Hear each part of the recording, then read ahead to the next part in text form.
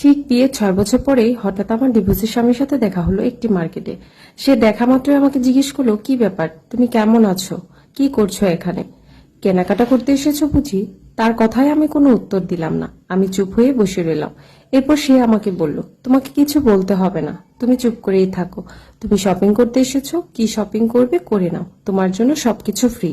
তার কথায় এবার আমি উত্তর দিলাম, এত টাকার গরম আমাকে দেখাবে না। তোমার কি লাগবে তাই বলো, আমি না হয় তোমাকে কিনে দেব। আমার ডিভোর্সের স্বামী আমার এই কথাগুলো শুনে চুপ হয়ে গেল। এরপর আমি তাকে বললাম, কি হলো, এখন তোমার মুখ বন্ধ হয়ে গেল কেন? এখন কিছু বলো। যত সব ফকিরনি, নিজেই পায় না কিছু কিনতে, আবার আসছে আমাকে কিনে দিতে। কথাটা বলেই আমি সেখান থেকে উঠে যাচ্ছিলাম, তখন আমার স্বামী সেখানে চলে আসে আর এসেই আমার ডিভোর্সি স্বামীকে সালাম দিল। তাদের দুজনের এমন ব্যবহার দেখে আমি আমার স্বামীকে জিজ্ঞেস করলাম, তুমি কি তাকে চেনো? এরপর আমার স্বামী আমাকে উত্তর দিল, হ্যাঁ চিনি, উনি আমার অফিসের বস, ওনার অফিসেই আমি চাকরি করি।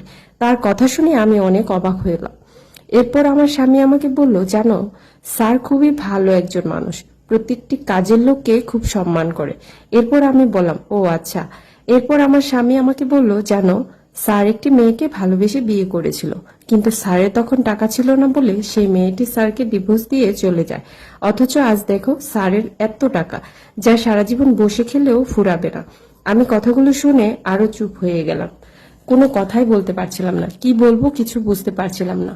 এমন মুহূর্তে আমার ডিভোর্সের স্বামী বলে উঠলো, আরে বাদ দাও তো এসব কথা, তোমাদের জন্য আজ শপিং মলে 70% ছাড়, তুমি তোমার পছন্দ মতো কেনাকাটা করে নাও। কথাটি বলেই আমার ডিভোর্সি স্বামী সেখান থেকে চলে যায়। এরপর আমি আমার স্বামীকে জিজ্ঞেস করলাম, আচ্ছা, তোমার বস পরে আর বিয়ে করেনি? স্বামী আমাকে বলল, না, উনি এখনো বিয়ে করেনি, সে এখনো তার ডিভোর্সি বউকে বেশি ভালোবাসে। স্বামীর মুখে এমন কথা শুনে মাত্রই আমার চোখে পানি চলে আসে। সত্যি আমি অনেক বড় ভুল করে ফেলেছি। সে গরিব বলে ডিভোর্স দিয়েছি, অবহেলা করেছি। এরপর আমার স্বামী আমাকে বলল, চলো শপিং করি, তোমার কি কি লাগবে তুমি এখান থেকে নিতে পারো, আজকে তোমার জন্য সব ফ্রি। আসলে সত্যি ভালোবাসা অসম্ভব সুন্দর। ভালোবেসে শুধুমাত্র ভালোবাসা হয় না, মুখে মুখে কোনোদিন ভালোবাসা হয় না।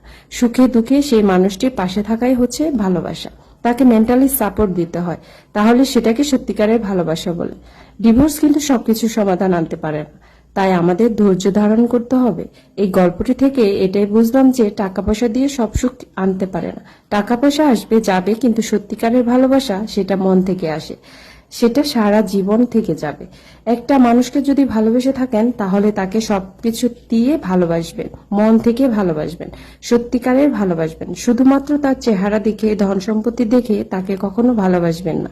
যাই হোক,